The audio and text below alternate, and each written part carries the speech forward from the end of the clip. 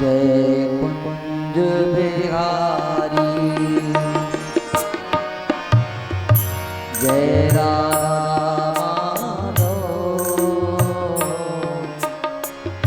जय कुंज बिहारी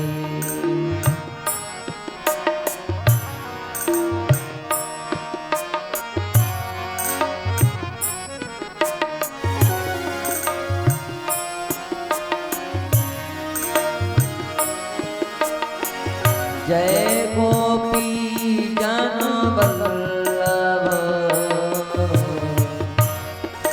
गोपी जन वल्लभ जय गिरवर धारी जय गिरवर धारी जय राधा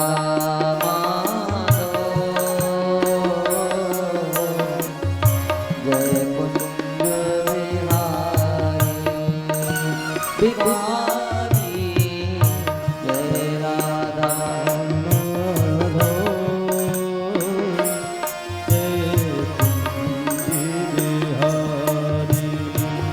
यशोदा नंदन ब्रज जन रंजन यशोदा नंदन ब्रज जन कंदन यमुना तीर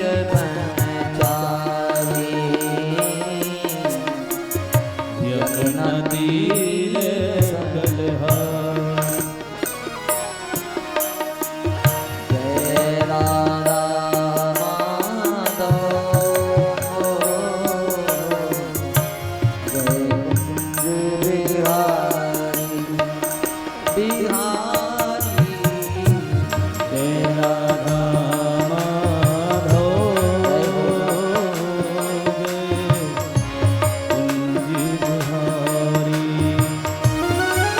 हरे कृष्णा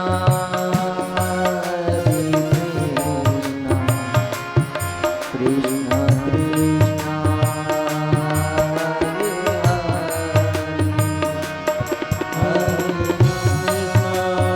हरे कृष्णा कृष्णा कृष्णा हरे हरे हरे राम जय हो हरे राम राम राम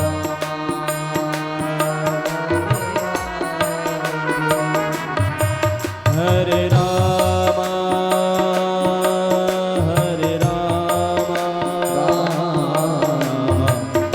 राम हरे हरे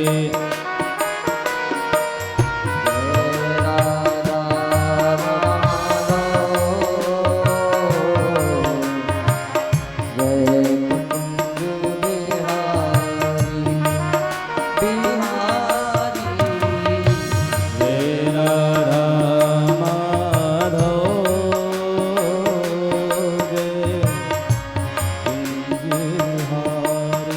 जय कुंज बिहारी जय कुंज बिहारी बोल भक्तवत्सल भगवान की जय वृंदावन बिहारी लाल की जय कृष्ण कन्हैया लाल की जय बाल कृष्ण भगवान की जय मदन मोहन सरकार की जय सब संतन की जय जय सब भगतन की जय सनातन धर्म की जय हो जय जय श्री राधे जय जय श्री राधे जय जय श्री राधे। श्याम कल चतुर्थ दिवस कथा के अंतर्गत आप सभी लोगों ने बड़े भाव के साथ गोविंद के जन्मोत्सव को प्रसन्नता के साथ भाव के साथ मनाया। श्री सूत जी महाराज सौनकादि दृश्यों से एवं श्री सुखदेव जी महाराज परीक्षित से कहते हैं कि धरती पर जब जब अधर्म बढ़ता है तब तब धर्म की स्थापना के लिए प्रभु अवतरित होता है। गीता में भगवान श्री कृष्ण अर्जुन से कहते हैं धर्म संस्थापनार्थाय संभवामि युगे परित्राणाय साधूनां विनाशाय च दुष्कृतां धर्म संस्थापनार्थाय संभवामि युगे युगे। धर्म की स्थापना के लिए एवं साधुओं के संतों के त्रास को मिटाने के लिए प्रभु का युग युग में अवतरण होता है, अवतार होता है। कंस के अत्याचार इतने सारे प्रजावासी भयभीत बनने लगे। पृथ्वी भी कंस के पाप से पीड़ित होकर के उसके बोझ को भार को सहन ना कर सकी, गौ का रूप धारण किया, देवताओं के पास जाकर के निवेदन किया। गौ माता को साथ में लेकर के समस्त देवता ब्रह्मा जी के पास पहुंचे। ब्रह्मा जी समस्त देवताओं और गौ माता को साथ में लेकर के भगवान शिव के धाम को गए। सबने मिलकर के प्रभु की स्तुति की। स्तुति से प्रसन्न होकर के प्रभु ने कहा, अब चिंता करने की आवश्यकता नहीं, अब अधर्म को हटा करके धर्म की स्थापना करने का समय आ चुका है। संयोग से कंस की सौतेली बहन का विवाह वसुदेव जी के साथ में हुआ। 6 पुत्रों की हत्या की कंस ने। साथ में साक्षात भगवान शेषनाग के अंश जो माता देवकी के गर्भ में थे, लेकिन योग माया की शक्ति से उनको वहां से निकाल करके वसुदेव जी की सप्तम पत्नी जिनका नाम रोहिणी है उनके गर्भ में स्थापित किया गया। 8वें में साक्षात भगवान नारायण देवकी माता के। वैसे भगवान का अवतार होता है, प्रागट्य होता है, उनका जन्म कभी नहीं होता। हम मनुष्यों का जन्म होता है और प्रभु का अवतार होता है या प्रागट्य होता है। इसलिए तो कहते हैं भय प्रगट कृपाला दीन दयाला यशोमति के हितकारी। भगवान सदैव प्रकट होता है। प्रभु का प्रागट्य हुआ, चतुर्भुज रूप में प्रकट हुए। समस्त ब्रह्मादि इत्यादि देवताओं ने आकर के गर्भ की स्तुति की। श्रीमद् भागवत में सुंदर स्तुति है। सत्य प्रतम सत्य परम सत्यम सत्यस्य योनिं निहितं च सुकृति सत्यस्य सत्य व्रत सत्य नेत्रम सत्यात्मकं त्वां शरणं प्रपन्नः। समस्त देवताओं ने सत्य स्वरूप परमात्मा की वंदना इसलिए की ताकि देवता ये बताना चाहते हैं क्योंकि भगवान का जो यह अवतार है वो लीला अवतार है। इसीलिए तो प्रभु श्री राम के अवतार की कथा उनके जन्म के पूर्व ही लिखी गई, लेकिन भगवान श्री कृष्ण की कथा को पूर्व में नहीं लिखा गया क्योंकि राम जी जो करेंगे ये निश्चित था। उनकी लीलाएं निश्चित थी कि अमुक अमुक लीला प्रभु श्री राम करेंगे, इसलिए वाल्मीकि जी ने लिख दिया। लेकिन वेद व्यास जी महाराज ने श्री कृष्ण कथा कृष्ण जन्म के पूर्व नहीं लिखी, जन्म हो जाने के पश्चात, लीला संपन्न हो जाने के पश्चात ही लिखी गई, क्योंकि भगवान की लीला को कोई जान नहीं सकता।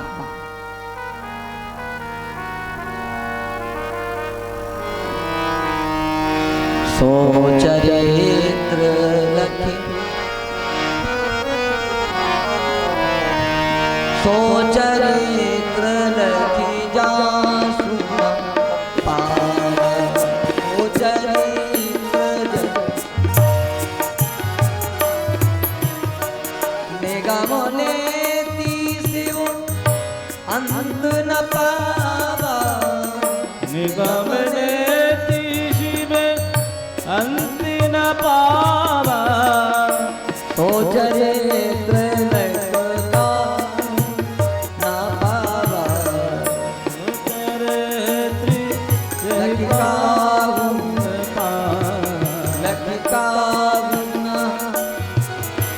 काबू न पावा। भगवान की माया को कोई नहीं जान सकता। निगम नेति शिव अंत न पावा। ना उनकी लीला को वेद जान सकते हैं, न पुराण जान सकते हैं, न शास्त्र जान सकते हैं। वो तो सो जानो जिहि देह जनाई, जानत तुम्हें तुम्हें नहीं जाए। जिसे प्रभु अपनी लीला को जनाना चाहे केवल वही जान सकता है, अन्यथा प्रभु की लीला को कोई भी नहीं जान सकता।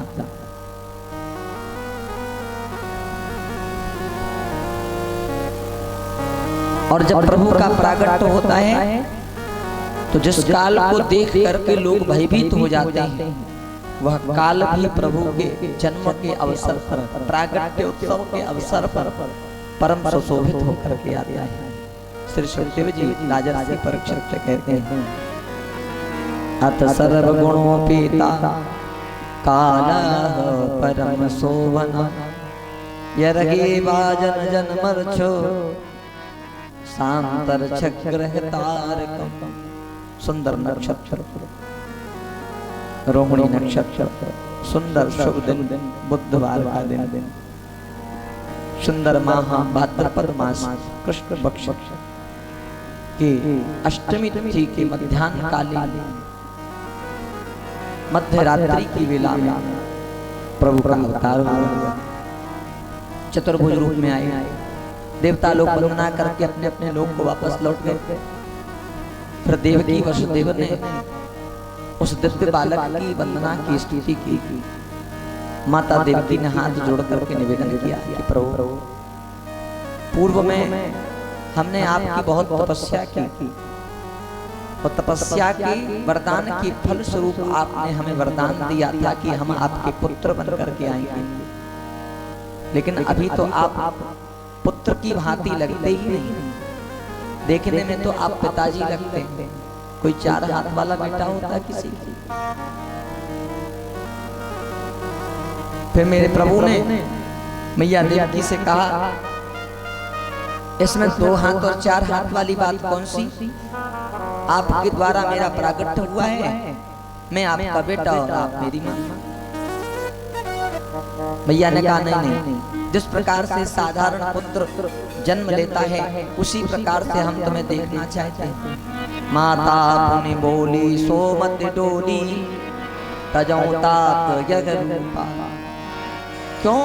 क्योंकि कीजे शिशु लीला अति प्रियशीला, यह सुख परम अनुपा। माता के लिए तो उसका पुत्र जब तोतली भाषा में तुतला करके बोलता है, जो बालक कहे तोतली बाता, सुनहि मुदित मन पितु अरु माता।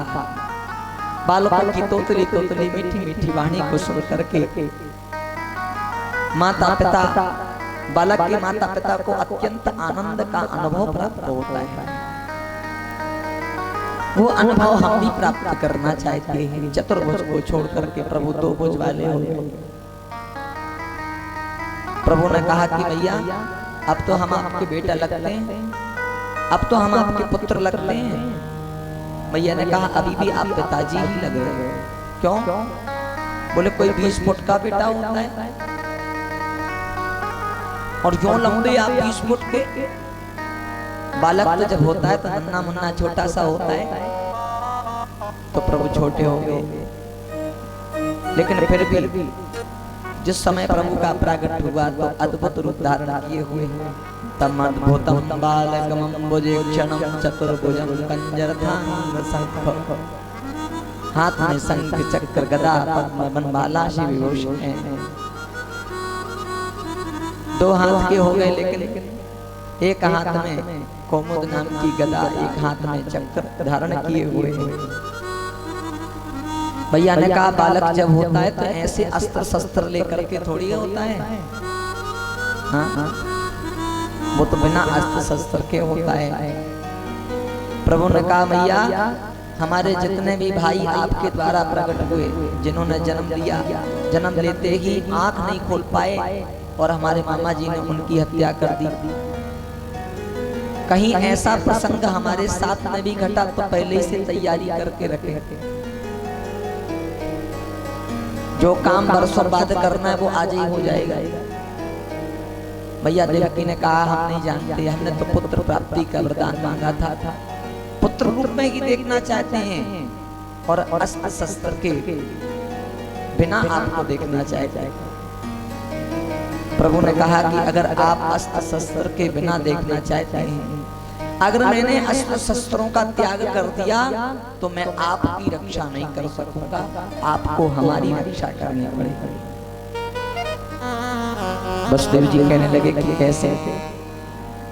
बोले गोकुल में एक नंद बाबा रहते हैं, उनको भी हमने पुत्र प्राप्ति का वरदान दिया है, इसलिए संत महात्माओं के अनुष्ठान के फल स्वरूप में माता यशोदा के द्वारा मेरी ही अंशिका, मेरी ही शक्ति ने जन्म लिया है, जो योग माया की अंश रूपा है। आप जाकर के मुझे जाकर के वहां छोड़ दीजिए और योग माया के रूप में जो बालिका है, कन्या है, उसको उठा करके ले आइए, बाकी का काम मैं अपने आप ही संभाल लूंगा। वसुदेव जी ने कहा कि ये कार्य होगा कैसे? हाथों में तो हथकड़ी लगी हुई है, पैरों में बेड़ियां लगी हुई है, फिर ये कार्य संभव कैसे होगा? गोविंद ने कहा कि जीव जब माया का आश्रय लेता है तो वो बंधन में पड़ जाता है, और जीव जब प्रभु का आश्रय लेता है, ईश्वर का आश्रय लेता है, तो संसार के समस्त बंधन से मुक्त हो जाता है, मुक्त हो जाता है। प्रेम से बोलो राधे राधे, थोड़ी जोर से बोलो। इतना कहते ही प्रभु नन्हे से बालक के रूप में हो गए। देवकी मैया ने अपने नन्हे से बालक को अपनी गोद में लिया, पुत्र को बार बार निहार रही है, मस्तक पर चुम्बन करती है। पता नहीं मैं अपने इस बालक से कब मिलूंगी, कब मेरे इस बालक से मैं हमारी भेंट होगी। अभी हमको छोड़ करके चला जाएगा, लौट करके आएगा भी कि नहीं आएगा, ये चिंता मैया को होने लगी। प्रभु ने कहा चिंता मत करो, हम आपको बंधन मुक्त करने के लिए अवश्य आएंगे। आपके ये बेटे का वचन है, पुत्र का वचन है। वसुदेव जी उद्यत हुए। वसुदेव जी ने प्रयास किया तो देखा कि कारागृह में एक टूटी फूटी टोकरी डली हुई है। उस टोकरी में अपने दुपट्टे को डाला और लाला को लिटाया, और जैसे ही उठाने लगे तो हाथों की हथकड़ियां खुल गई। सिर पर रख करके जैसे चलने का प्रयास किया तो पैरों की बेड़ियां टूट गई। योग माया की शक्ति से जितने पहरेदार थे सब सो गए। आगे बढ़े तो कारागृह के जितने दरवाजे थे अपने आप ही खुल गए, और जैसे ही बाहर लेकर के वसुदेव जी लाला को बाहर लेकर के निकले तो देववृंद भी, देव समूह अपनी अपनी अप्सराओं के साथ में, देववृंदों के साथ में प्रभु के ऊपर पुष्पों की वृष्टि करने के लिए तैयार हैं। प्रभु जैसे ही निकले उनके ऊपर पुष्पों की वृष्टि आरंभ हुई। वहीं पर वरुण देवता थे। देवर्षि नारद जी के पास नारद जी ने कहा, वरुण, सारे देवता प्रभु के उत्सव में कुछ ना कुछ उपहार चढ़ा रहे हैं, भेंट चढ़ा रहे हैं, तुम चुपचाप क्यों हो? तुम भेंट क्यों नहीं चढ़ाते? वरुण ने कहा कि हमारे पास कुछ है ही नहीं, हम क्या प्रभु को चढ़ाएंगे, क्या उपहार भेंट करेंगे? देवर्षि नारद जी ने कहा कि प्रभु की प्रतिज्ञा है, पत्रम पुष्पम फलम तोयम यो मे भक्तया प्रयक्षति। आपके पास चाहे पत्र हो चाहे पुष्प हो, लेकिन भाव शुद्ध हो तो प्रभु आपका पत्र पुष्प भी स्वीकार कर लेते हैं। तोयम का अर्थ होता है जल, अगर आपके पास पत्र की व्यवस्था भी नहीं है, पुष्प की व्यवस्था भी नहीं है, भाव शुद्ध हो तो प्रभु जल चढ़ाने से भी प्रसन्न हो जाते हैं। देवर्षि नारद जी ने कहा आपके पास जल है तो जल चढ़ाओ।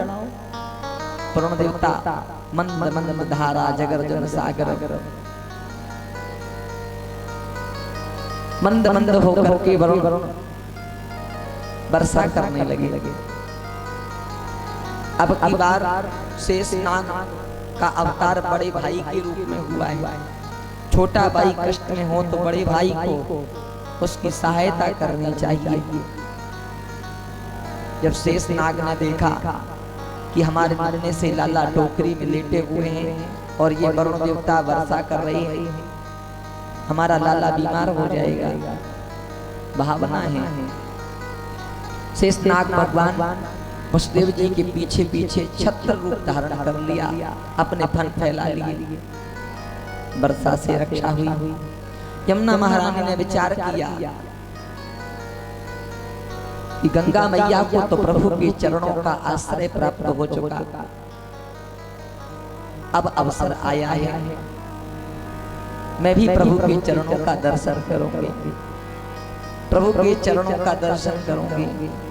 अच्छा, चरणों का दर्शन कब होगा? क्योंकि लाला तो बाबा के सिर पर लेटे हुए हैं टोकरी में, यमुना मैया में।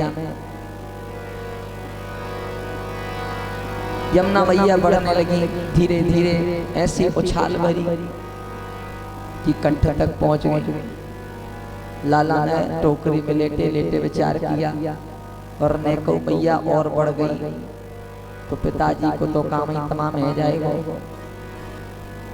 फिर सारी लीलाएं कैसे होंगी? पिताजी की रक्षा करना चाहिए। संत कहते हैं यमुना महारानी प्रभु के दर्शन की लालसा में बढ़ रही है। प्रभु जी यमुना जी की लालसा को जान गए, इच्छा को जान गए और टोकरी में लेटे हुए लाला ने अपने नन्हे से पैर को बाहर निकाला, बाहर निकाल करके यमुना महारानी से स्पर्श कराया है। यमुना जी का जल शीतल हो गया है। बोलो यमुना महारानी की जय हो। नमामि यमुनामहं सकल सिद्धि हेतु मुदा मुरारि पद पंकज स्मरणम। प्रभु के चरणों का स्मरण करती हुई यमुना मैया शीतल हो गई। अब हम लोग चलते हैं गोकुल में। गोकुल में रहते नंद बाबा 85 वर्ष के हो गए नंद बाबा और 90 वर्ष की है यशोदा मैया। वृद्धावस्था आ गई लेकिन संतान नहीं हुई। एक दिन गोकुल में संतों का आगमन हुआ। नंद बाबा का नियम है कि गांव में कोई संत आ जावे, महापुरुष आ जावे, विद्वान आ जावे, ब्राह्मण आ जावे, उनको सुंदर पंगत कराते हैं, भोजन पवाते हैं, प्रसादी पवाते हैं। संतों की भोजन की व्यवस्था हुई, प्रसादी पवाई गई, संत प्रसन्न हो गए, प्रसन्न हो गए। आकर के द्रव्य दक्षिणा इत्यादि महंत जी को प्रदान की। उनके चरणों में जैसे ही वंदना की, सारे महात्मा खुश थे। इससे उनके जो बड़े महाराज महंत जी थे वो प्रसन्न हो गए और आशीर्वाद दिया, नंद बाबा पुत्रवान भव, पुत्रवान भव, पुत्रवान भव। सिर उठा करके नंद बाबा ने महात्मा जी की ओर देखा और कहा, महाराज कुछ देख समझ करके आशीर्वाद दिया जाता है। आप पहले हमारी शरीर की अवस्था देखो। हम 85 वर्ष के हो गए और 85 वर्ष के भक्त को आप पुत्र प्राप्ति का वरदान प्रदान कर रहे हैं, आशीर्वाद दे रहे हैं। ये कैसे संभव हो सकता है? महात्माओं ने कहा, तो क्या तुम्हारे यहाँ पर बेटा नहीं? बोले, महाराज घर में किसी चीज की कमी नहीं, केवल संतान की ही कमी है। महात्माओं ने कहा, तो चिंता मत करो, जब वचन दिया है तो वचन सफल भी होगा, लेकिन इसके लिए कुछ अनुष्ठान करना अनिवार्य है। नंद बाबा कहने लगे महाराज आप जो कहेंगे वह अनुष्ठान किया जाएगा, उसकी व्यवस्था की जाएगी। महात्मा जी ने कहा हमारे अनुष्ठान में ज्यादा कुछ पूजन सामग्री की आवश्यकता नहीं, विशिष्ट विशिष्ट मुख्य सामग्री को लेकर के पूजन होगा, लेकिन हम महात्माओं को भरपेट भोजन मिलना चाहिए, भंडारे में कमी नहीं होना चाहिए, पंक्ति में कमी नहीं होना चाहिए। नंद बाबा ने कहा महाराज चिंता करने की आवश्यकता नहीं, आप सब महात्मन की विप्रन की कृपा से हमारे घर में 9 लाख गौएं नंद बाबा के नित नव माखन हो। 9 लाख गौएं नंद बाबा के यहाँ पर रोज नवीनतम माखन होता है, ताजा ताजा माखन निकलता है, दूध दही के भंडारे भरे पड़े हुए हैं, चिंता करने की आवश्यकता नहीं है। अंदर बगने लगी और उन संत महात्माओं के अनुष्ठान का दिव्य चमत्कार यो हुआ कि यशोदा महारानी गर्भवती भई। 1-2 महीना निकला, 3 महीना निकला, 6 महीने पहले ही बाबा की बहनें हैं, 2 बहनें जिनका नाम नंदा और सुनंदा, दौड़ भाग करके भाभी की खूब सेवा करी और सेवा करने के फल स्वरूप मन में विचार है कि भाभी के यहाँ पर अगर पुत्र हो गया तो इनके गले में जो 9 लखा हार है वो बधाई के रूप में हम सबको हम दोनों को प्राप्त होगा, ऐसे मन में कामनाएं हैं। इधर रात्रि कालीन वेला में यशोदा महारानी ने सुंदर संतान को जन्म दिया। प्रसव की पीड़ा से घोर निद्रा में है। रात्रि के समय आकर के वसुदेव जी ने टोकरी में से अपने लाला को निकाल करके यशोदा महारानी के बगल में लटा दिया। यशोदा महारानी के बगल में जो कन्या दिव्य कन्या थी उस कन्या को उठा लिया, टोकरी में रख लिया और मथुरा नगरी की ओर तुरंत प्रस्थान किया।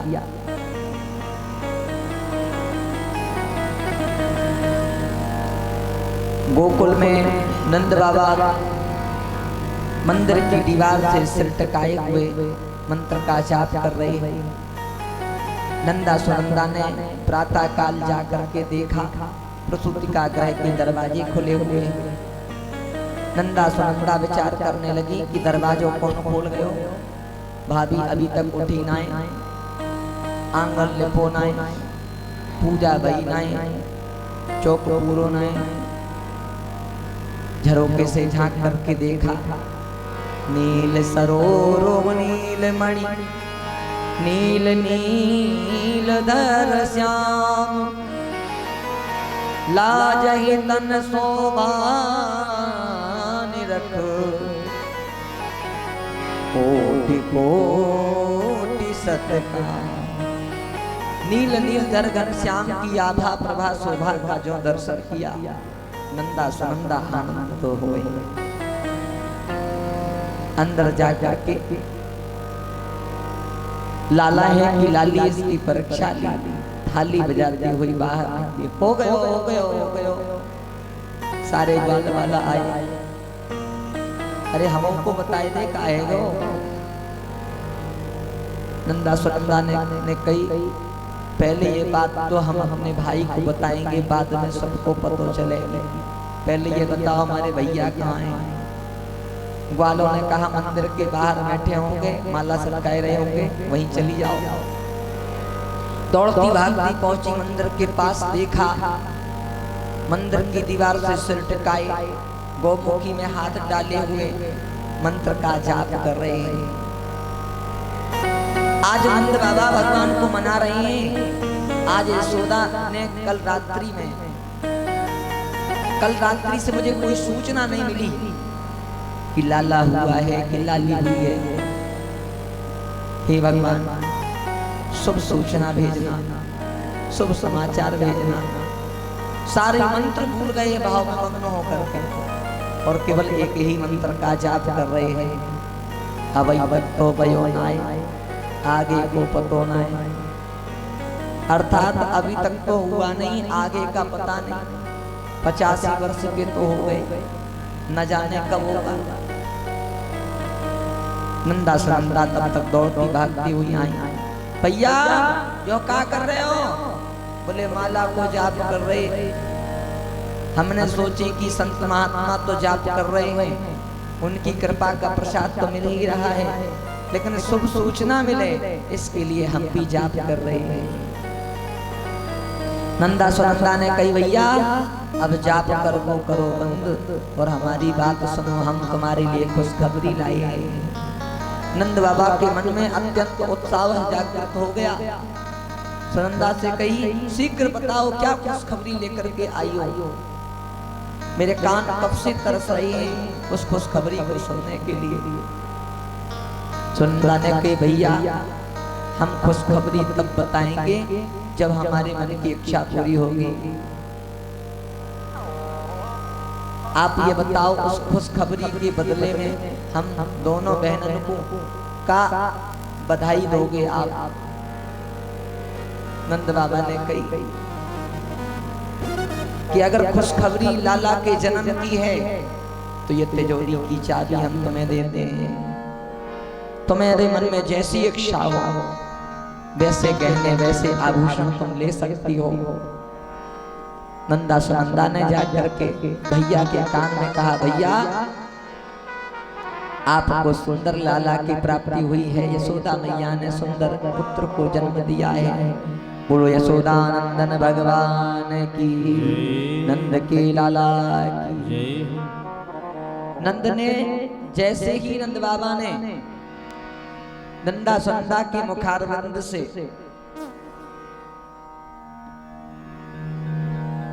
बालक के जन्म की सूचना दी, नंद जी की आत्मा प्रसन्न हो गई। इतना आह्लाद और इतनी प्रसन्नता उत्पन्न हुई। श्री सुखदेव जी महाराज राजर्षि परीक्षित के कहते हैं नंदस्पात मज उत्पन्ने जाता दो मंगामना आहूय विप्रान वेद ज्ञान स्नाता सुचिरलंकृत। आत्मज उत्पत्ति की सूचना जैसे ही नंद बाबा को मिली वो महामन वाले हो गए। ब्राह्मणों ने कहा आप जाइए यमुना जी में डुबकी लगा करके आइए, स्नान करके आइए। नंद बाबा दौड़ते हुए गए, यमुना जी में 108 डुबकी लगाई। श्रीमन नारायण करते हुए डुबकी लगाई। लौट करके पूजन स्थल पर वापस आई। ब्राह्मणों ने कहा पुत्र का मुख देखने से पहले आपको बैठ करके कुछ पूजा संपन्न करनी होगी। अब यहाँ पर 85 वर्ष की उम्र में लाला हुआ है। महात्माओं ने ब्राह्मणों ने नंद बाबा को पूजन में बिठा लिया। अब ब्राह्मण देवता दिव्य मंत्रों के माध्यम से पूजन तो करवाते हैं। अच्छा ब्राह्मण पूजन करावे और यजमान का ध्यान पूजन में ना हो तो ब्राह्मण का मन भी खिन्न हो जाता है कि हम पूजा करवा रहे हैं, दिव्य मंत्र का गायन कर रहे हैं, उच्चारण कर रहे हैं और यजमान इधर उधर देख रहा है। ब्राह्मण देवता ने कही शालीग्राम भगवान के ऊपर जल चढ़ाओ। नंद बाबा ने जल की जगह पर दूध उठा करके चढ़ा दिया। ब्राह्मण देवता नाराज हो गए। अरे बाबरे रहेगा, हमने दूध चढ़ावे की ना कही, हमने तो जल चढ़ावे की कही है। पुनः बोले हे ब्राह्मण देवता नाराज मत हो। तुरंत जल चढ़ाया। बोले चलो प्रभु के ऊपर पंचामृत चढ़ाओ। जब पंचामृत चढ़ाने के लिए कहा तो फिर से जल चढ़ा दिया। ब्राह्मण देवता कहने लगे, आपस में उन्होंने मंत्रणा की। और एक छोटा सा उपाय निकाला। कहा कि आपका मन जो है लाला का दर्शन करने के लिए लालायित है, आप इस समय पूजन नहीं कर पाएंगे, इसलिए आपके रूप में, आपके प्रतिनिधि के रूप में हम एक ब्राह्मण को नियुक्त करते हैं। आप अपना गोत्र बताइए, नाम बताइए, वंश बताइए, आपके नाम से प्रतिनिधि के रूप में ब्राह्मण देवता समस्त पूजन संपन्न करा लेंगे। संकल्प हुआ। नंद बाबा प्रसन्न हो गए कि चलो अब ज्यादा देरी नहीं लगेगी, लाला का मुख दर्शन करना है। लाला के मुख दर्शन की इच्छा से बाहर निकले तो ग्वाल वालों ने घेर लिया। नंद बाबा ने कही अभी एक समस्या से छूटे दूसरी समस्या आएगी, अब ये ग्वाल वाल भी ठीक से सीधे तरीके से लाला का दर्शन नहीं करने देंगे। ग्वाल वालों ने कहा नंद बाबा 85 वर्ष की अवस्था में लाला की प्राप्ति हुई है, कहाँ जा रहे हो? नंद बाबा ने कही लाला का दर्शन करने जा रहे हैं, लाला के मुख का दर्शन करना चाहते हैं। ग्वाल वालों ने कहा ऐसी अवस्था में जाओगे? अरे जब व्यक्ति पिता बनता है, जब व्यक्ति पिता बनता है तो अपने, जब उसको बालक की प्राप्ति होती है तो बढ़िया सज करके जाता है, श्रृंगार करके जाता है। तो आज लाला की प्राप्ति तुम्हें हुई है, सुंदर श्रृंगार करके चलो, सज धज करके चलो। नंद बाबा ने कही भैया सजनों तो हमने आज तक ना कियो। बोले क्यों? बोले जब से विवाह हुआ है, विवाह के बाद से मैंने कभी भी श्रृंगार नहीं किया, इसलिए श्रृंगार की विधि में भूल गया। ग्वाल वालों ने कही आपको चिंता करवे की आवश्यकता नहीं, हम स्वयं श्रृंगार कर देंगे आपका। ग्वाल वाला दौड़ा दौड़ा घर गया, घर से रेशमी बगलबंदी, रेशमी धोती और रेशमी दुपट्टा उठा करके ले आयो, सिर पर बढ़िया साफा बांध दियो, माथे पे थापा हुआ चंदन लगाई, गले में मारा डाल दी, मुख में पान दवाई दियो, दर्पण लेकर के खड़ो है गयो। नंद बाबा उस शीशे में अपने रूप को देखते हैं, बड़े आनंदित हुए, लेकिन अपने मुख से अपनी प्रशंसा कभी नहीं करना चाहिए।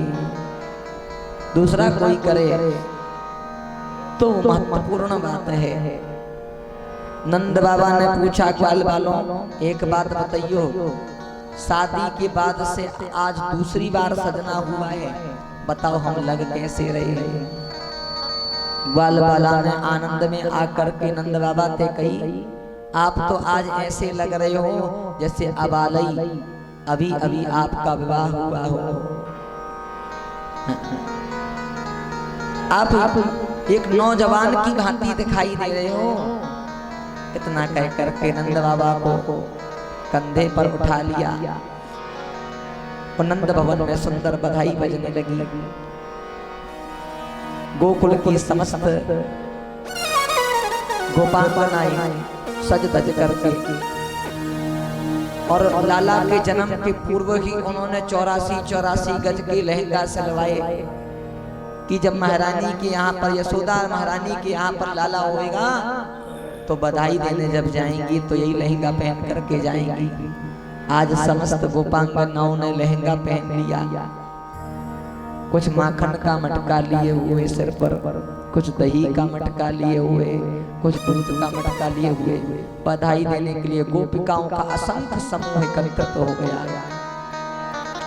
और नंदरानी के भवन में जाकर के एक एक गोपिका लाला का दर्शन कर रही है, और उनकी कभी आरती करती हैं, कभी उनकी बलैया लेती हैं, कभी न्योछावर करती हैं। करही आरती न्योछावर करही, करही आरती न्योछावर करही, करही करही आरती न्योछावर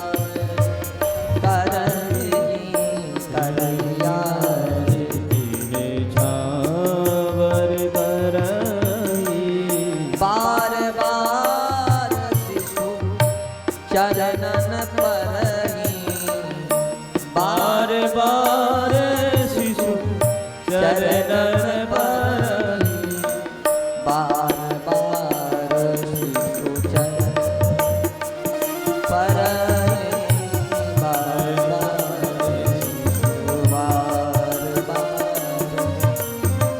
बार बार शिशु चरण। कुछ गोपिकाएं आरती करती हैं, कुछ बलैया लेती हैं, कुछ न्योछावर करती हैं। नंद बाबा के सारे ग्वाल बाल नंद बाबा को अपने कंधे पर बैठाए हुए हैं। ग्वाल बालों ने उछाल उछाल करके नंद बाबा को उछालते जा रही हैं और कह रहे नंद के आनंद भयो जय कन्हैया लाल की, हाथी घोड़ा पाल की जय कन्हैया लाल की। ऐसा कहते हुए नंदरानी की भवन की ओर यात्रा की, लेकिन बाहर जाकर के देखा लाखों गोपिकाएं दर्शन करने के लिए खड़ी हैं। सारे ग्वाल बाल कहते नंद बाबा जब तक ये गोपिकाएं दर्शन नहीं कर लेंगी तब तक हमें दर्शन होने वाला है नहीं। इसलिए हम लोग तो यहीं पर उत्सव मनाते हैं, आनंद उत्सव मनाते हैं। इनको दर्शन कर लेने दो, उसके पश्चात हम दर्शन करेंगे।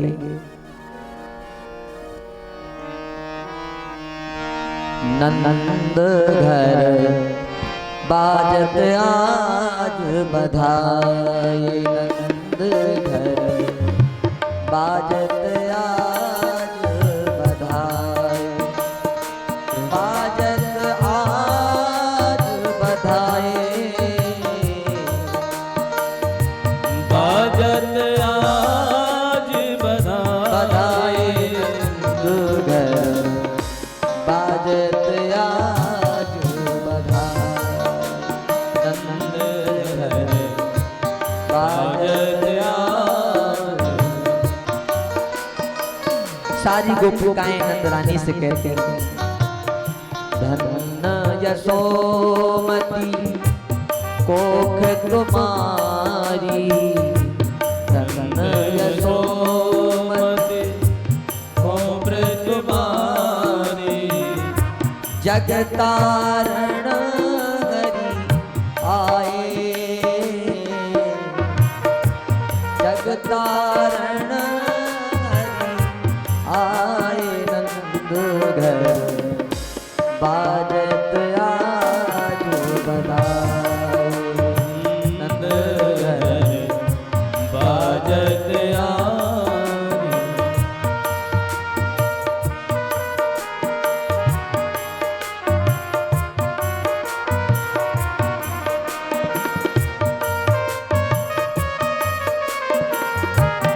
प्रेम से बोल नंद के लाला की जय हो।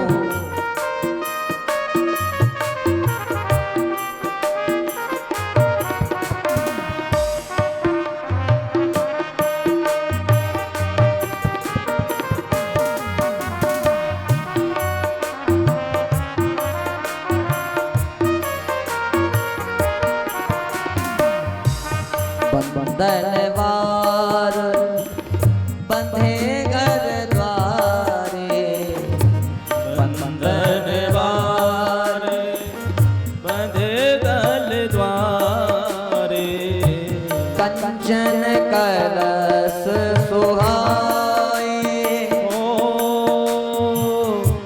कंचन कलश सुहाए, बगरतु पीरतु पीरज मोहनों में, बगरतु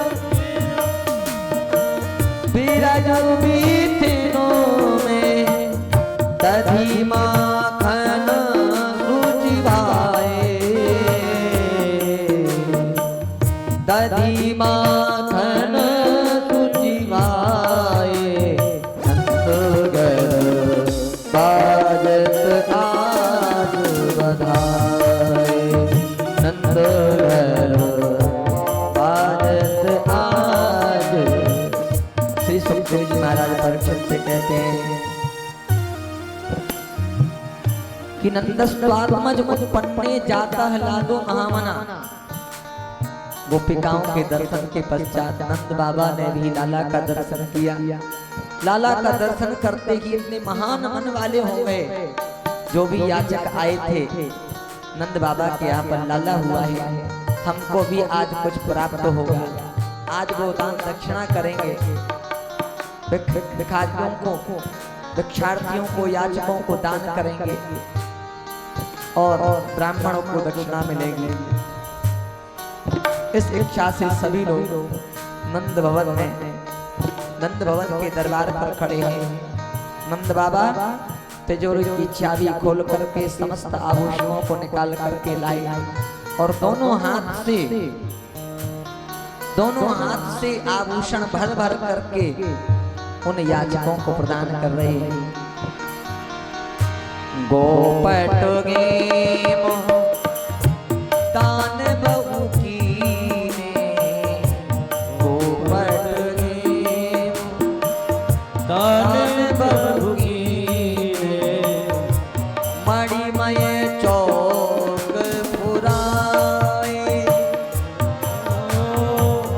मणिमय चौक पुराए, कृष्ण गोपाल भरे आनंद, कृष्ण गोपाल भरे आनंद, जिन हरि कंठ लगाए, नंद घर बाजत आज बना। नंद घर बाजत आज बधाई, जगतारण हरि आए, जगतारण हरि आए, नंद घर बाजत आज बधाई, नंद घर बाजत आज बधाई, बाजत आज बधाई,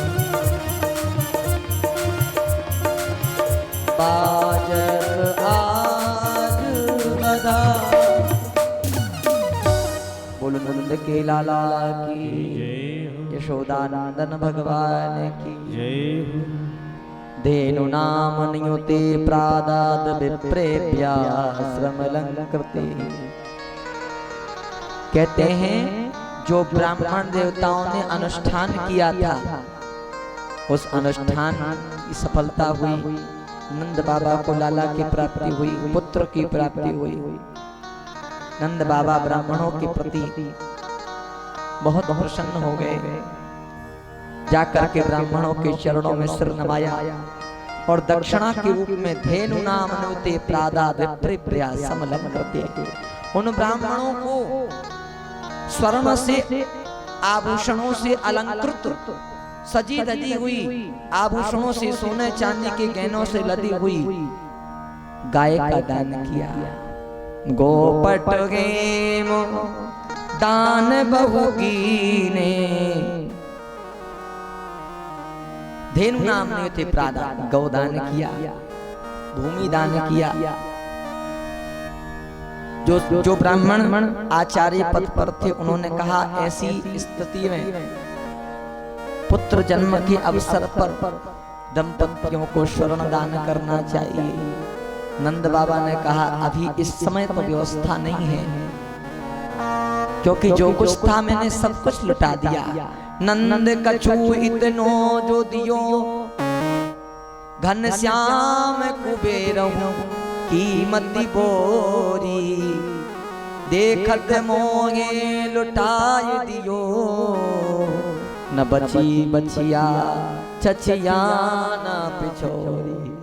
कुछ भी नहीं बचा, इतना दिया वाल वालों को, ब्राह्मणों को, कि उन्होंने अपने जीवन में कल्पना भी नहीं की होगी। इतना प्राप्त हुआ। तिला तिलरीन सप्तरत्नौघ हो, ब्राह्मण का स्वर्ण दान करो, तिल के तिल दान स्वर्ण दान के समान कहा गया है।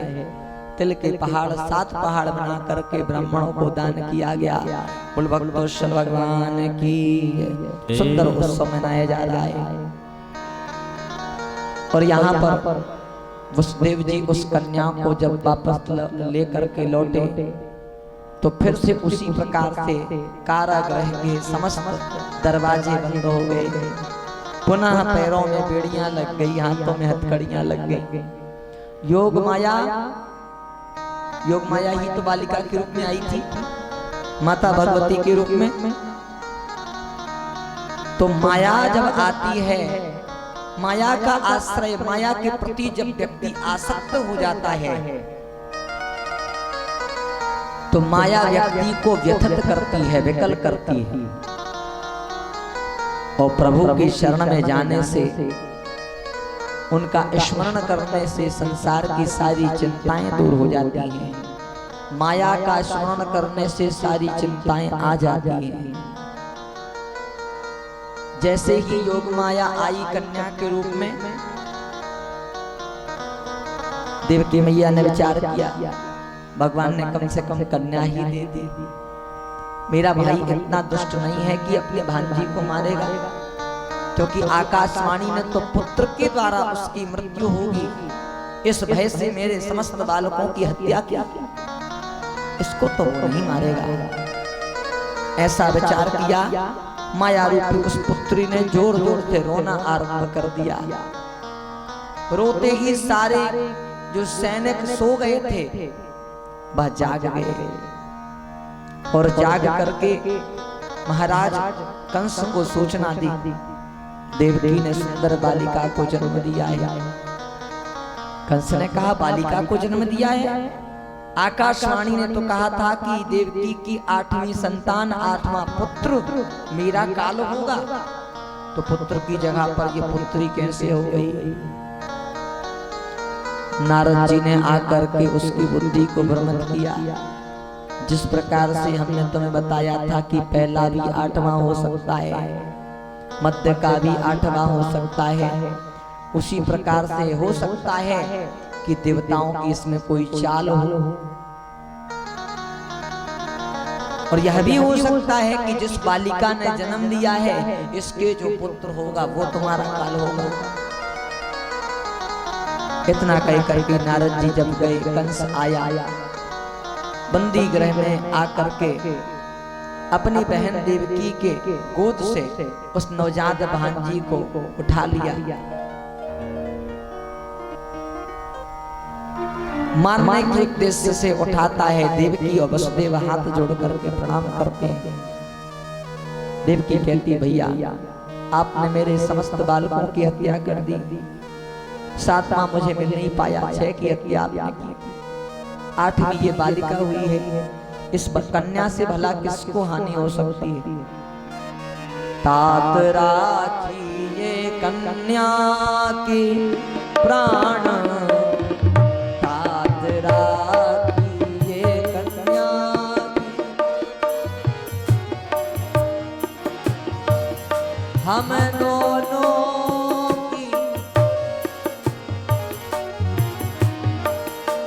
हम दोनों की एक निशानी, हम दोनों की एक निशानी, यही अंतिम संतान।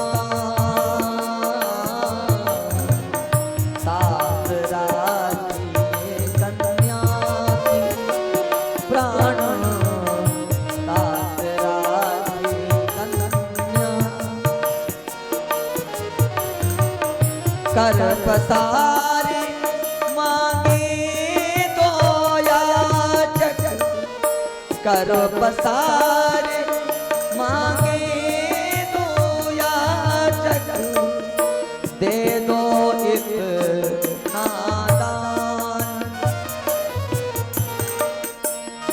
दे दो इतना दान, तात राखिए कन्या की प्राण, तात राखिए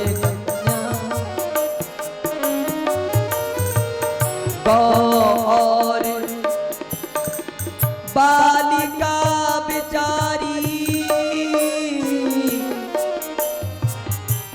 बेचारी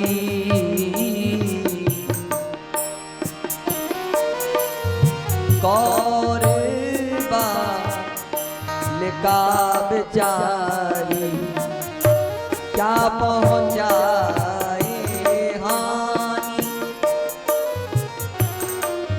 कृष्ण गोपाल उपाय किए से कृष्ण गोपाल उपाय किए से मिटे ना काल विधान तात राखी कन्या प्राण तात राखिए कन्या के प्राण कन्या की प्राण कन्या की प्राण। कहा भैया एक गौ माता और एक कन्या से भला किसको हानि हो सकती है। गौ माता तो आशीर्वाद देती है, कन्या तो लक्ष्मी का रूप होती है। और ये आपकी भांजी है, इसको तो मत मारो। कंस ने कहा मैंने जिस प्रकार से तेरे 6 बालकों की हत्या की, 7वां बालक अपने आप ही नष्ट हो गया, 8वीं बालिका हुई है, ये जरूर मेरे काल को जन्म देने वाली होगी। इसलिए जब यह ही जीवित नहीं रहेगी तो काल रूपी पुत्र को कैसे जन्म देगी, इसे मैं छोड़ूंगा नहीं। मारने के लिए नवजात धान जी के पैर पकड़ करके मारने के लिए जैसे ही हाथ उठाया तो वो कोई साधारण बालिका नहीं थी, अष्टभुजी बन करके प्रकट हो गई। बोलो जगदम्बा महारानी की।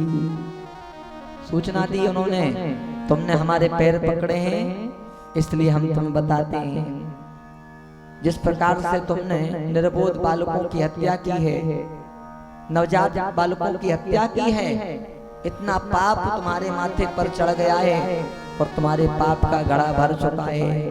और उसी पाप रूपी घड़े को फोड़ने के लिए और तुम्हें मारने के लिए तुम्हारा काल रूपी पुत्र जन्म ले चुका है और वह किसी सुरक्षित स्थान पर है। कंस भयभीत हो गया कि मैंने देवकी के 7 बालकों की हत्या की, अब वो निश्चित ही अपने बालक को आदेश देगी और वो मुझे मारने वाला होगा। कंस ने उन देवी जी से पूछा ये भी बता दो कि वो मेरा काल कहां पर जन्म लिया है, वो क्षेत्र कौन सा है, वो ग्राम कौन सा है, नगर कौन सा है। देवी ने कहा कि ये बता तुम अपने आप ही लगा लो, जो हमें बताना था वो हमने तुम्हें बता दिया। इतना कह करके वह अदृश्य हुई, उन्हीं का नाम विंध्यवासिनी हुआ। बोल विंध्यवासिनी माता की।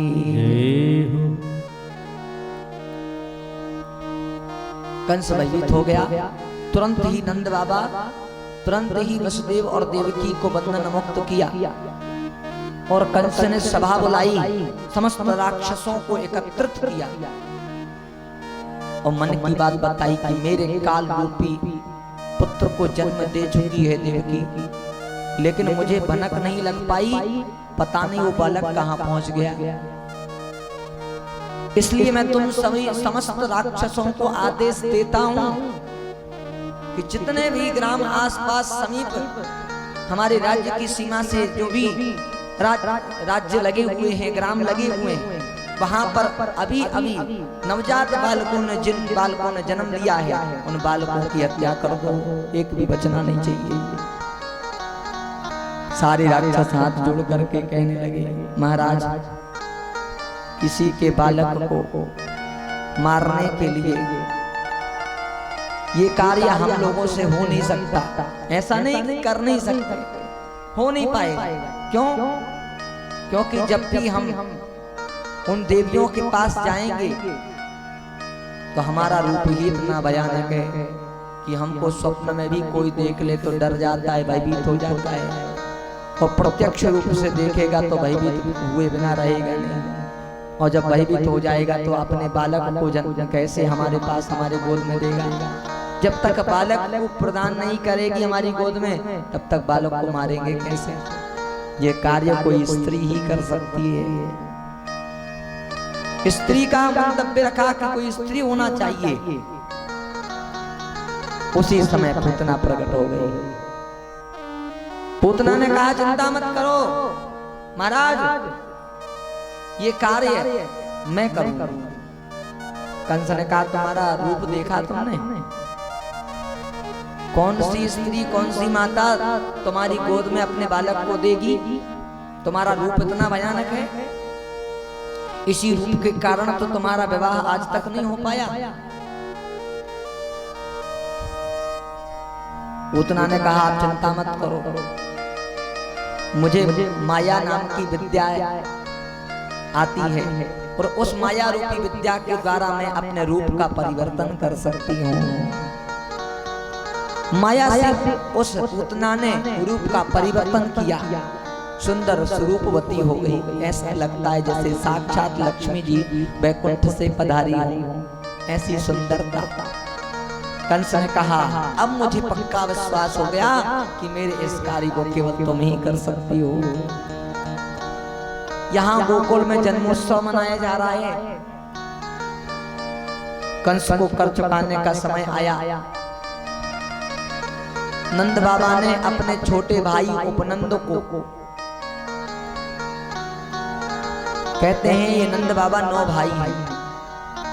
9 भाइयों में नंद बाबा जो हैं सबसे बड़े भाई, और इनके जो छोटे वाले हैं उनका नाम है उपनंद। जिस प्रकार से ग्राम में सरपंच की नियुक्ति होती है और सरपंच के साथ में उप सरपंच की भी नियुक्ति होती है। सरपंच को अगर किसी कार्यवश बाहर जाना पड़े तो सरपंच का कार्यभार उप सरपंच संभालता है। प्रेम से बोलो राधे राधे, थोड़ी जोर से बोलो राधे राधे। तो इसी प्रकार से उप मुखिया के रूप में उपनंद को सारा कार्यभार सौंप दिया। गोकुल की रक्षा का भार सौंप करके निरुप्य मथुराम गतः, मथुरा की ओर यात्रा की कंस को कर चुकाने के लिए। और कंस की सभा में जाकर के पंचरत्न की थाली भेंट की। कंस ने आशीर्वाद के रूप में नंद बाबा से कहा नंद बाबा हमने गुप्तचरों के द्वारा पता लगाया है कि 85 वर्ष की अवस्था में तुम्हें पुत्र की प्राप्ति हुई है। जाओ हम आशीर्वाद देते हैं तुम्हारे पुत्र के जो होने वाले शत्रु हों उनका शीघ्र विनाश हो जाए। आशीर्वाद दे दिया। यह आशीर्वाद दे करके मानो कंस ने अपनी आयु का क्षय कर लिया हो। इतना कह करके नंद बाबा वहां से चले। वसुदेव जी से भेंट हुई। वसुदेव जी नंद बाबा एक दूसरे में घनिष्ठ मित्रता है। और मित्र, एक मित्र अगर दुखी है दूसरा मित्र अगर सुखी है तो मित्र की मित्रता तभी पूर्ण होती है जब दुखी हुए मित्र के दुख में तुम सम्मिलित हो जाओ। सुख में भले ही सम्मिलित ना हो लेकिन दुख में जो काम आए उसी को इंसान कहते हैं, उसी को मित्र कहते हैं। इसलिए तो कहा गया किसी के काम जो आए उसे इंसान कहते हैं। किसी के काम जो आए उसे इंसान कहते हैं। किसी के काम जो आए उसे इंसान कहते हैं। किसी के काम जो आए उसे इंसान कहते हैं। किसी के काम जो आए उसे इंसान कहते हैं। पराया दर्द अपनाए उसे इंसान कहते हैं। पराया दर्द अपनाए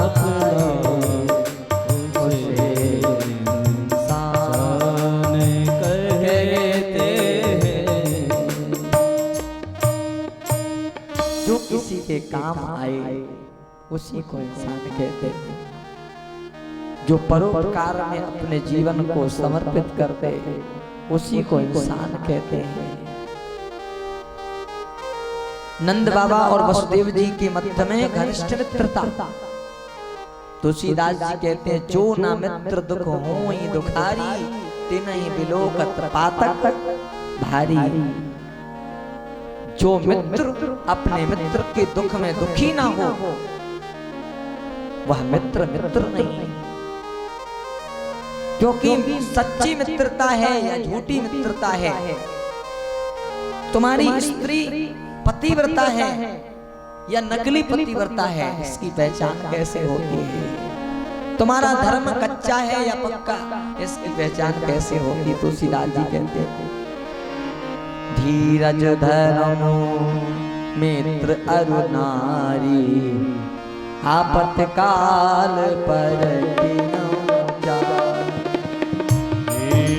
धर्म मित्र अरु नारी आपत्काल पर धीरज धर्म मित्र अरु नारी आपत्काल पर कौन कौन की परीक्षा होती है? आपत्ति काल के समय में इन तीनों की परीक्षा होती है। धीरज, आपके अंदर सहनशीलता कितनी है, इसकी परीक्षा आपकी संकट की स्थिति में होगी। जब आपके जीवन में दुख आएगा, जब संघर्ष आएगा, जब विपत्ति आएगी, उस समय आपके धैर्य की परीक्षा होगी कि आप कितने धीर पुरुष हो, कितने धैर्यवान हो।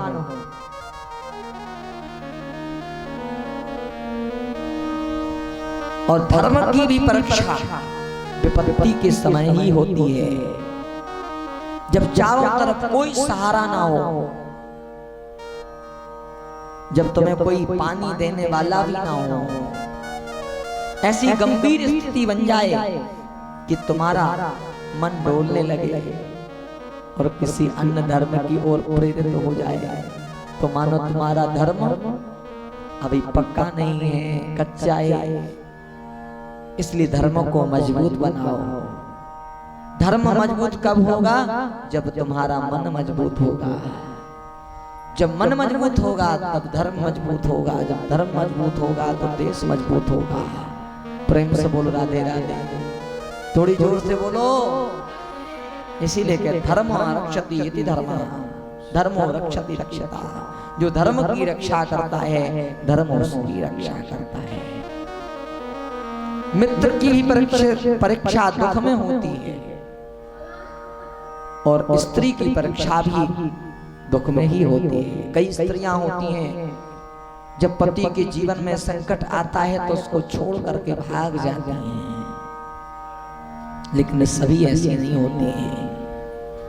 कई नारियां ऐसी होती हैं कि अपने पति के दुख सुख में हर अवस्था में, हर स्थिति में उनके सहायक बन करके, उनकी लकड़ी बन करके चलती रहती हैं, आधार बन करके चलती रहती हैं। आज वसुदेव जी के साथ नंद बाबा की भेंट हुई। नंद बाबा के जीवन में सुख की घड़ी है, लेकिन अपने सुख की चर्चा वसुदेव जी से नहीं करते। वसुदेव जी के जीवन में संकट की घड़ी है, क्योंकि इनके पुत्रों की हत्या हो चुकी है, लेकिन अपने दुख की चर्चा नंद बाबा से नहीं करते। यही है सच्ची मित्रता। एक मित्र अगर दुखी हो और दूसरा मित्र अगर सुखी हो, दोनों में भेंट हो जाए तो आपस में अपनी चर्चा नहीं करना चाहिए। अपने मित्र जिसको दुख है उसके दुख में अपनी सहानुभूति जताना चाहिए, धैर्य धारण कराना चाहिए। और जो दुख को प्राप्त कर रहा हुआ मित्र है वो सुख को प्राप्त कर रहे हुए मित्र की सुख की चर्चा करे। वसुदेव जी ने कहा कि तुमने भले ही खुशखबरी नहीं दी, लेकिन हमें पता चला है इस अवस्था में तुम्हें पुत्र की प्राप्ति हुई है। नंद बाबा ने कहा ये खुशखबरी कैसे सुनाते?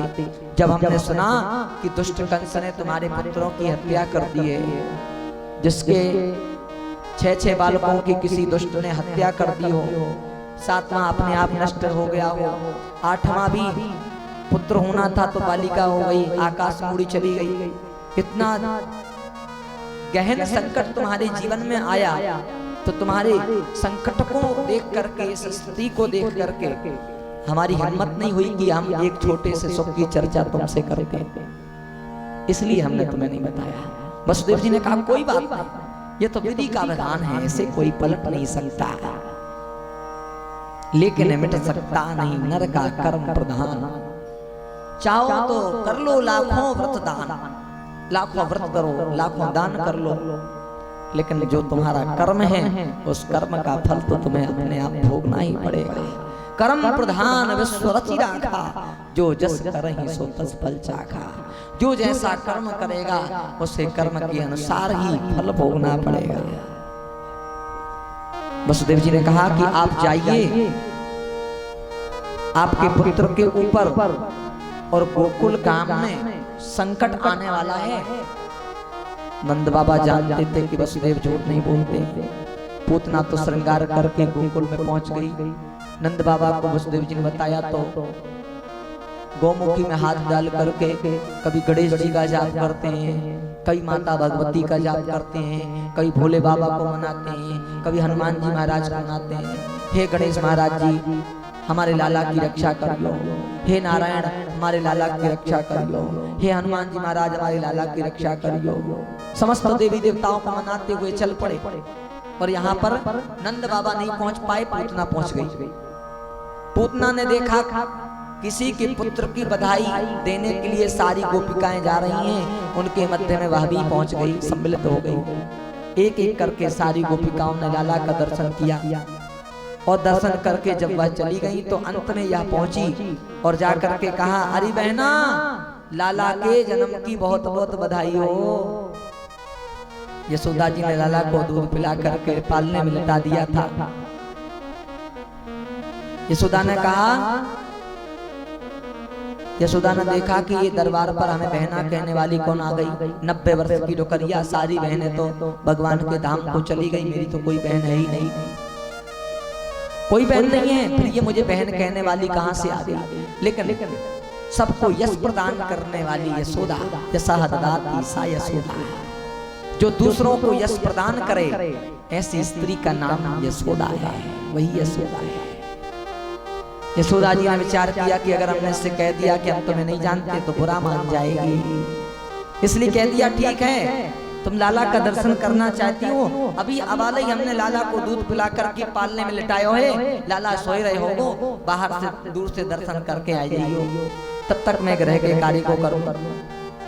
यशोदा मैया रसोई का कार्य संभालने लगी और यहाँ पर पूतना पहुंची, पालने में लेटे हुए लाला को देखा, लेकिन लाला ने पूतना को देखते ही आंखें बंद कर ली। आंखें इसलिए बंद कर ली क्योंकि पूतना का अर्थ होता है अविद्या। पूतना का अर्थ क्या होता है? अविद्या, अज्ञानता। कोई अज्ञानी ज्ञानी के पास जावे तो उसका अज्ञान नष्ट हो जाता है और ज्ञान रूपी दीप प्रज्वलित हो जाता है। प्रभु ने विचार किया कि अगर हमने आंखें खोल दी, इसके ऊपर दृष्टिपात किया तो यह ज्ञान तो हो जाएगा, लेकिन इसने इतने अपराध किए हैं कि उस ज्ञान से भी इसका कल्याण नहीं होने वाला। इसकी जो इच्छा है उस इच्छा को हमें पूर्ण करना है। पूतना अपने स्तनों में कालकूट विष लगा करके लाला को मारने को उद्देश्य से आई है। कंसेन प्रहिता गोरा पूतना बाल घातुनी सिंसून चचार निगनंती पुरग्राम प्रजादिषु। सोते हुए लाला को गोद में उठाया और लेकर के बगीचे की ओर दौड़ी। लाला के मुख में विष लगा स्तन मुख में दे दिया। लाला ने पहले तो दूध पिया, फिर देवी की विष के बाद में उसके प्राणों को खींचने लगे। अब किसी के प्राणों को खींचा जाएगा तो उसको कष्ट होगा। पूतना को कष्ट होने लगा और कष्ट होते ही वह अपने निज रूप में आ गई, जो उसका वास्तविक रूप था। उसका वास्तविक रूप जब प्रभु ने देखा ये तो राक्षसी है,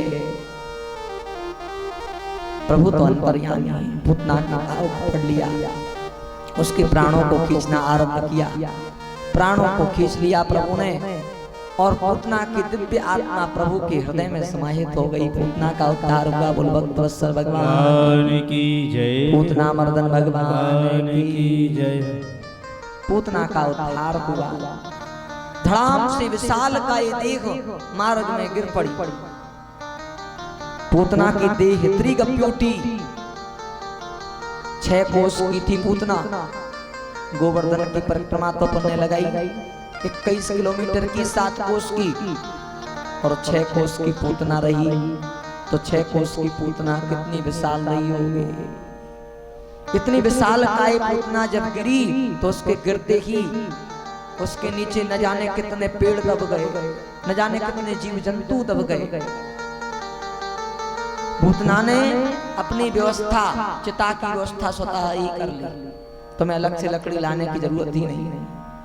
इतने में सारे ग्वाल बालों को जब इतनी जोरदार आवाज आई, जब कोई 6 कोस का यानी 18 किलोमीटर का विशाल विग्रह, विशाल पहाड़ पर्वत गिरेगा, तो उसकी धमक से, उसकी आवाज से सब भयभीत हो गए।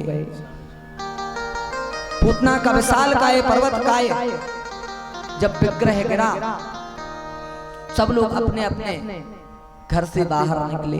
तब देखा कि पूतना के विशाल काय शरीर के ऊपर, उसके उदर पर लाला किलोल कर रहे हैं। सारे ग्वाल बालों ने पूतना के इर्द गिर्द झुंड बना लिया, आपस में चर्चा करने लगे। ये राक्षसी मरी तो मरी कैसे? कोई कहता है कि दौड़ रही होगी, मार्ग में कोई पत्थर की ठोकर लग गई होगी, पत्थर की ठोकर लग जाने से गिरी और मर गई। एक व्यक्ति ने कहा नहीं, ये ठोकर लगने से मरी होती तो यह उल्टी गिरती या तो सीधी गिरी है, तो ठोकर लगने से नहीं गिरी, फिर कैसे गिरी और मरी कैसे? इतने में नंद बाबा आ गए। नंद बाबा ने आकर के देखा, वसुदेव जी ने जो कहा था वह सत्य हुआ। नंद बाबा ने कहा तुम चिंता मत करो, हमने जब से वसुदेव जी के मुखारविंद से सुना है, तब से हम हनुमान जी महाराज को, और भोले बाबा को, श्रीमन नारायण को, श्री गजानन सरकार को मना रहे हैं। ये सब उन्हीं देवी देवताओं की कृपा है। दूसरी, कोई व्यक्ति, किसी व्यक्ति को दुख या किसी व्यक्ति को कष्ट तभी प्राप्त होता है जब उसके कर्म बुरे होते हैं। कुछ ना कुछ हमसे त्रुटि हो जाती है, उसी त्रुटि के रूप में हमें दुख प्राप्त होता है। कोई किसी को मारने वाला नहीं, मरता तो व्यक्ति अपने कर्म से है। राम न मारे काहू को, राम न मारे काहू को, कि पापी नहीं है राम। पापी हो खुद मर जातोगे, कर कर खोटे काम। पापी को मारने की आवश्यकता नहीं, वह खोटे कर्म करके स्वतः ही मर जाता है। पूतना मरी, प्रभु ने उसको अपना निज पद प्रदान किया, माँ की गति प्रदान की। ऐसा दयालु, ऐसा भक्तवत्सल भला कौन हो सकता है? धीरे धीरे प्रभु बड़े होने लगे। प्रभु ने एक दिन अचानक करवट बदली। साधारण बालक 3 महीने में करवट बदलता है, लेकिन प्रभु ने 27 दिन में ही करवट बदल लिया। 27 दिन की जब प्रभु की आयु हुई, अपने आप करवट को बदला, और मैया यशोदा ने देख लिया, करवट बदलवे को बुलबुआ दे दिया। सब एकत्रित हो गई, सारी गोपिकाएं, पूरा भवन भर गया। माता यशोदा में विचार किया कि अभी कुछ बहनें बाहर हैं और घर में सामान काफी पड़ा हुआ है, ये सामान को ले जा करके बाहर बैलगाड़ी के ऊपर रख देती हूँ तो काफी जगह बन जाएगी।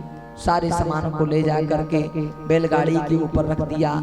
लाला को दूध पिवा करके सुला करके पालने में लटा करके बैलगाड़ी के आगे लटका दिया, और सुंदर यहाँ पर गीत गब रहे भवन में। अब जोर जोर से जब गीत गबने लगा तो लाला पालने में लेटे हुए रोते हुए मन में विचार कर रहे हैं कि जिसकी करवट बदलवे को बोला हुआ है, जिसके लिए ये बधाइयां गा रही हैं, जिसके लिए मंगल गीत गब रहे हैं, वो बैलगाड़ी के नीचे लटक रहे हैं। लाला को क्रोध आने लगा। क्रोध में भरे लाला जोर जोर से रोने लगे। बालानाम रोदनम बलम, बालकों के रोने में बड़ा बल होता है। जब बालक ज्यादा रोने लगे हट कर लें तो माता पिता को मजबूर होकर के उसकी इच्छा को पूर्ण करना पड़ता है। प्रेम से बोलो राधे राधे। राधे थोड़ी जोर से बोलो राधे राधे। इसके पश्चात कहते हैं जोर जोर से जब प्रभु ने रोना आरंभ किया, रोने की आवाज आई। उसी बैलगाड़ी के ऊपर एक असुर वायु रूप में आया, सकट के अंदर प्रविष्ट हो गया। उसका नाम हुआ सकटासुर। प्रभु ने एक पंथ दो काज, अपने नन्हे से पैर को उछाला, चरण का स्पर्श पाते ही बैलगाड़ी उड़ गई, आकाश में चढ़ी गई और धड़ाम से जब नीचे गिरी तो उसमें रखे हुए सारे माखन के मटके, बाप दादा के जमाने के काले काले पीले पीले चिकने चिकने मटके सब धड़ाधड़ फूट गए। सकटासुर का उद्धार हुआ। बोल वत्सल भगवान की। सारी गोपिकाएं गीत बंद करके बाहर आई। लाला को पालने में देखा, लाला को पालने में से उठा करके जब मैया यशोदा ने देखा कि लाला तो स्वस्थ है, तब मैया की जान में जान आई। इधर पर बाल बालों से पूछा कि ये इतनी बड़ी घटना कैसे घटित हो गई। बाल बालों ने कहा कि लाला ही ने अपने पैर मार करके बैलगाड़ी को ऊपर उड़ा दिया। मैया ने डांट करके भगाया कि 27 दिन का हमारा छोटा सा लाला और बाने अपने नेक से चरण के प्रहार से बैलगाड़ी उड़ा दी। भाई यहाँ से सारे बाल बाल मैया के डर से भाग गए। एक दिन कन्हैया बकैया बकैया चलते हुए नंद बाबा के पूजन स्थल में पहुंचे। नंद बाबा पूजन कर रहे थे, शालीग्राम भगवान की पूजा चल रही थी। जैसे ही लाला घुटमन घुटमन चलते हुए आए, नंद बाबा ने लाला से कही पूजन स्थल में बिना स्नान किए अंदर नहीं आना चाहिए, अभी तुमने स्नान नहीं किया, बाहर रहो। लाला का रुख मुख सूख गया, उदास होकर के वहीं दरवाजे पर खड़े रहे। दरवाजे का सहारा लेकर के नेक खड़े हुए, एक हाथ कमर में लगाए हुए, एक उंगली अपने गाल में लगाए हुए सारा दृश्य देख रहे हैं। नंद बाबा किस प्रकार से पूजन कर रहे हैं। नंद बाबा ने शालीग्राम भगवान उठाए, पात्र में रख करके जल से स्नान कराया, फिर दूध से स्नान कराया, दही से स्नान कराया, घी से स्नान कराया, शक्कर से स्नान कराया, शहद से स्नान कराया। लाला के मुख में पानी आ गया। ये तो भगवान साक्षात गुलाब जामुन जैसे दिख रहे हैं। रोज दूध में नहाते हैं, दही में नहाते हैं, शक्कर में नहाते हैं, शहद में नहाते हैं, बहुत मीठे हो गए होंगे। पूजन करके चंदन रोड़ी इत्यादि लगाकर, अक्षत फूल इत्यादि चढ़ा करके, भोग लगा करके फिर जाप के लिए नंद बाबा बैठे। नंद बाबा का नियम था कि वो जब जाप करते थे तो सिर पर कपड़ा डाल देते थे ताकि कोई विघ्न ना आए, कोई सामने से गुजरे तो वहां की दृष्टि ना जाए, ध्यान ना भटके। इसलिए ध्यान को एकाग्र करने के लिए कपड़ा डाल करके रखा है। अब वो तो जाप में लगे हुए हैं और लाला घुटमन घुटमन चलते अंदर आए। अंदर आकर के देखा बाबा तो जाप में लगे। सिंहासन में से शालीग्राम भगवान उठाए और मुख में रख लिए, एक तरफ गाल में करके उसको पपोरने लगे। आहा कितना आनंद आ रहा है। इतना आनंद तो गुलाब जामुन खाने में भी नहीं आता। शालीग्राम भगवान में लगे हुए शहद को, शहद के रस का आनंद ले रहे प्रभु। नंद बाबा का जाप पूर्ण हुआ और प्रणाम करने के लिए जैसे ही सिर को झुकाया, सिर झुका करके प्रभु का दर्शन करना चाहा, देखा शालिग्राम भगवान सिंहासन में से गायब हो गए। नंद बाबा भयभीत हो गए, अरे हमारे शालिग्राम भगवान कहाँ गए? सिंहासन उठा करके देखा तो नीचे भी नहीं, चौकी को पलट करके देखा वहां भी नहीं, बगल में देखा एक भगत महाराज बैठे हुए हैं, एक तरफ का गाल फूला हुआ है। अगर कोई वस्तु लेकर के गोल गोल हम अपने गाल में एक तरफ रखेंगे तो अलग से दिख जाएगा कि मुख में कुछ है। नंद बाबा को संशय हुआ कहीं लाला ने ही तो हमारे शालिग्राम भगवान मुख में ना धर लिए, लेकिन डांटने से पहले पूछ लेना चाहिए। नंद बाबा ने पूछा, लाला हमारे शालिग्राम भगवान सिंहासन से कहां गए? अब लाला ने सोची बड़ी समस्या, अगर बताएंगे तो पिटाई हो जाएगी, इसलिए मौन रहो, उसी में फायदा है, बोलेंगे तो मुख में दिख जाएगा। इशारे से बोलते हैं, इशारा कर दिया, हमें हमें ना पतो। नंद बाबा ने दूसरी बार पूछी, ठीक तरीके से बता देना, बहुत पिटाई होगी, तो वो न बताए। नंद बाबा समझ गए, उनका संशय सच के रूप में परिणत हुआ। गुलची बना करके हाथ की और जैसे ही मारा गाल में तो शालिग्राम भगवान हाथ में आ गए। ये भगवान जो बालक अभी से इतना उद्दंड है गयो कि जाने हमारे शालिग्राम भगवान भाई लिए, कान पकड़ करके मैया के पास ले गए। अरे यशोदा सुनती हो, अपने बालक को तुम शिक्षा क्यों नहीं देती हो, संस्कार क्यों नहीं देती हो? ये हमारे शालिग्राम भगवान मुख में रख लिए इसने। यशोदा मैया ने देखा कि नंद बाबा लाला को डांट रहे हैं और लाला का मुख उदासीन है। उदास होकर के मैया के पास दौड़ते दौड़ते घुटमन चलते चलते गए। मैया ने लाला को गोद में ले लिया, मैया के आंचल से छिप गए। टुको टुको नंद बाबा को देख रहे, नंद बाबा खरी खोटी सुना रहे। यशोदा मैया ने अपने लाला का पक्ष लिया, हाँ हाँ बड़े आए भगवान की पूजा करवे वाले, हमारो लाला शालिग्राम भगवान से कमे का। नंद बाबा ने कही तुम लाला को बिगाड़ दोगी, भैया ने कही तुम बाकी चिंता न करो, हम सब बताई देंगे, तुम अपना काम करो। नंद बाबा काम करने चले गए। मैया यशोदा ने कन्हैया को समझाया कि लाला जय जय भगवान है, इनकी पूजा की जाती है, इनका अर्चन किया जाता है, वंदन किया जाता है, स्तुति की जाती है, इनको मुख में नहीं रखा जाता है, इससे अपराध लगता है, पातक लगता है। अच्छा ऐसी बात है, ऐसा कह करके लाला ने स्वीकार किया। आगे चल करके कहते हैं जब से लाला का जन्म हुआ है एक ना एक साधु आते हैं लाला का दर्शन करने के लिए। भगवान भोले बाबा भी लाला का दर्शन करने के लिए आए, साधु का वेश धारण कर। आज गोकुल की गलियों में नाचे जोगी मतवाला, आज गोकुल की गलियों में नाचे जोगी मतवाला।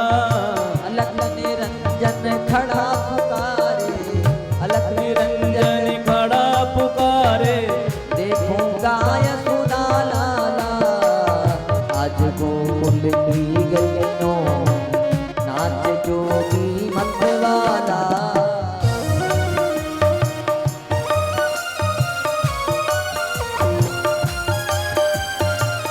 जय हो।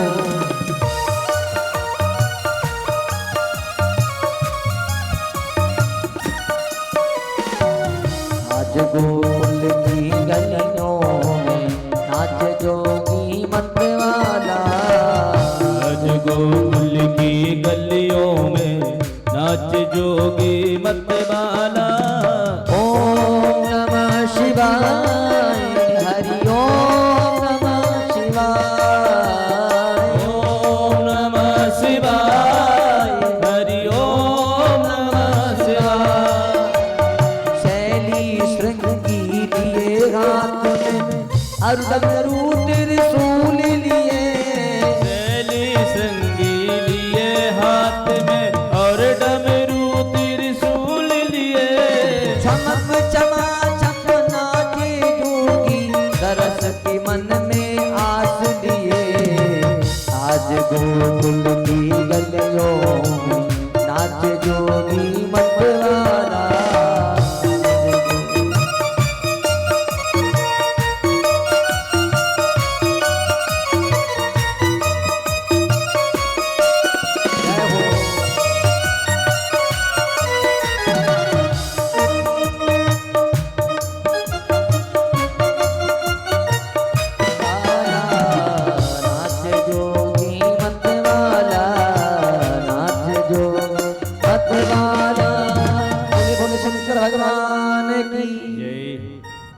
साधु वेश धारण करके कहते हैं भोले बाबा चाहे कितना ही अपना रूप का परिवर्तन कर ले, लेकिन तीन इनका साथ नहीं छोड़ते। चंद्रमा, गंगा जी और शेषनाग। जब भोले बाबा का विवाह हुआ, विवाह के अवसर पर जब आरंभ में पंगत हुई, समस्त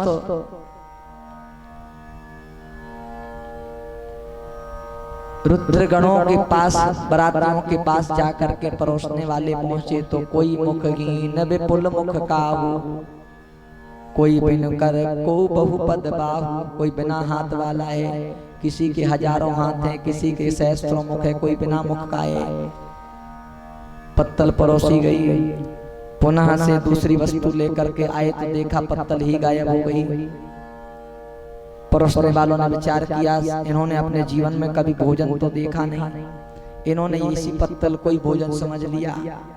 यहाँ बड़ी समस्या है, चलो दूल्हा महाराज की ही सेवा कर ले। दूल्हा महाराज के पास पहुंचे तो वहां देखा यहाँ बड़ी समस्या। दूल्हा तो एक ही है, लेकिन एक के साथ में चार बराती संग, साथ में चार बराती लिए हुए। कौन? और सबकी मांग अलग अलग है। भेंट मांगते चंद्रमा, अर्घ मांगते चंद्रमा, भेंट मांगती गंग, धावत दूत भुजंग को, भोला के प्रिय भंग। चंद्रमा को अर्घ चाहिए, गंगा मैया को भेंट चाहिए, शेषनाग को दूध चाहिए, सर्प देवता को दूध चाहिए और भोले बाबा को भांग चाहिए। सबकी मांग अलग अलग। भोले बाबा ने साधु वेश धारण किया, जटा जूटे है, रुद्राक्ष की माला धारण किए, भस्मी से अपने शरीर को आभूषित किया है। अवधूत रूप में पहुंचे, त्रिशूल लेकर के सामने खड़े हो गए। नंदरानी के भवन के बाहर अलग निरंजन, यशोदा रानी अपने लाला का दर्शन करा दो। यशोदा रानी ने देखा कि हमें जान पहचान वाला लगता है, हमारा नाम कैसे जानता है, जरूर कैसे जान करके देखा तो सबसे पहले नाग को देखा, बाबा का दर्शन कर लिया होता। अकाल मृत्यु वो मरे जो काम करे चांडाल का, काल भी उसका क्या बिगाड़े जो भक्त हो महाकाल का। वो महाकालेश्वर भगवान की। कालों के ऊपर ही तो महाकाल है। काल माने सर्प, सर्प को देख करके भयभीत हो गई और कहा कि हम अपने लाला का दर्शन कभी नहीं कराएंगे आपको। क्यों? बोले आपके गले में ये सर्प है। हमारा लाला स्वप्न में भी सर्प देख लेता है तो भयभीत हो जाता है, आप तो साक्षात सर्प लटकाए हुए आ गए। बाबा ने खूब कहा कि दर्शन करा दो। मैया ने कहा कि आपको जो कुछ चाहिए, धन चाहिए धन लीजिए, भूमि चाहिए भूमि लीजिए, दक्षिणा चाहिए दक्षिणा ले लीजिए, लेकिन लाला का दर्शन नहीं करा सकती। भोले बाबा रूठ करके चले गए। एक वृक्ष के नीचे बैठ करके प्रभु का ध्यान करने लगे कि इतनी दूर से मैं आपके दर्शन की लालसा लेकर के आया हूँ, क्या आपके इस रूप का हमें दर्शन नहीं होगा? इतने में माता की गोदी में लेटे कोई लाला जोर जोर से रोने लगे। मैया ने खूब चुप कराया, दूध पिलाया, उछाल उछाल करके खिलाने का प्रयास किया, खिलौना लाई, झुनझुना बजाया, लेकिन लाला चुप होते ही नहीं है, रोते ही जा रहे हैं। सारी गोपिकाएं इकट्ठी हो गई नंदरानी के भवन में। पूछा क्या बात है, लाला इतना रो क्यों रहा है? तब मैया मैया यशोदा रानी ने सारी घटना बताई। सारी गोपिकाओं ने कहा मुझे लगता है उस बाबा ने कछु जादू टोना कियो होएगो, जब तक वो बाबा ना मिलेगो तब तक लाला चुप नहीं होवेगो। गोपिकाओं को भेजा गया, गोपिकाएं पहुंची, उन्होंने देखा कि एक वृक्ष के नीचे कोई बाबा बैठा हुआ है। बाबा से कहा चल रे योगी नंद भवन में, तो ही यशोदा मात बुलावे, बाकी लाला को नजर लगी है, राइलों ने उतरवावे। लाला को नजर लगी है और आप सिद्ध महात्मा